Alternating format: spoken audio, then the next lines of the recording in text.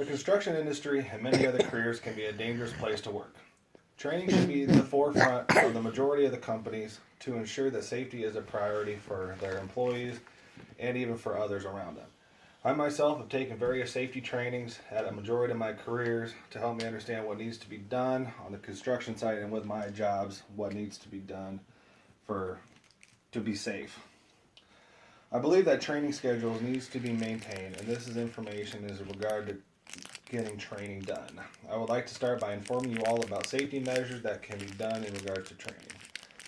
Every construction site is different in their means and methods towards the process of achieving a completed project safely.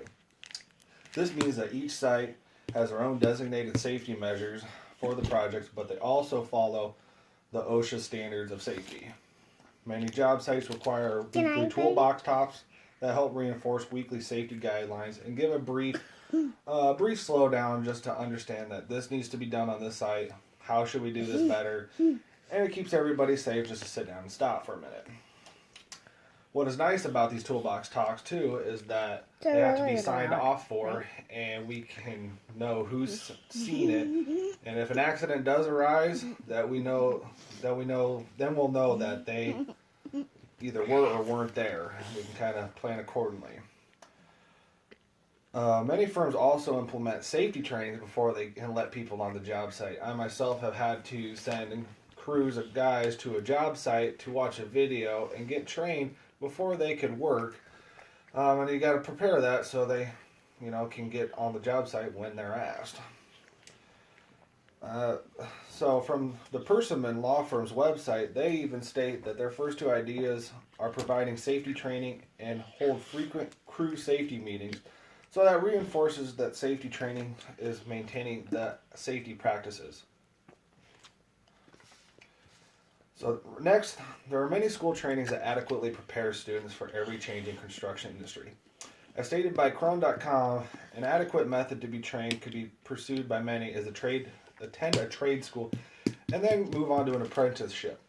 Trade schools give the real life experiences. It can go into the drywall and electricians because next, like for an electrician, they can move on to be an apprentice and then be a master electrician. So they would have all the guidelines to be safe on the site. But next, college is also a good place to go to introduce safety. When I was at Iowa State, they sponsored a free event for the construction engineers to achieve the OSHA 10-hour training. This is a great perk for safety job sites because a lot of project managers even need to have this 10-hour training.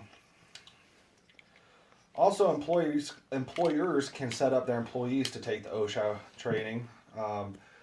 I've wanted to move on to the OSHA 30-hour, but right now I don't work in a construction field to move on to that. But a lot of them can set that up, and for example, from the OSHA website, the 10-hour training only costs $79, and it's designed to introduce safe practices to avoid the fatal four.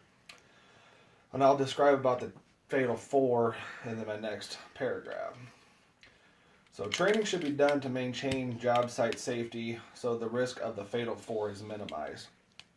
Everyone needs to look out for everyone, and so everybody can get home safely to their family.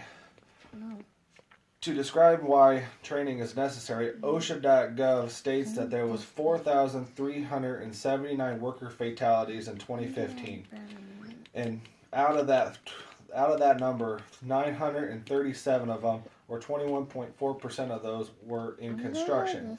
So that's where I'm trying to minimize. As I have mentioned, the fatal four, which are falls, struck by objects, electrocution, and caught in between, which basically means getting trapped somewhere, are responsible for 64.2% of construction deaths. Implementing good training has been stated to avoid these accidents and could save 602 lives a year. So in conclusion, training can be easily pursued by anyone and learning all the various ways to be safe, whether you get it done from your employer or on your own accord. Nobody should ever take safety for granted, so make sure to get the proper training, even if a simple change may have big effects for everyone on a job site.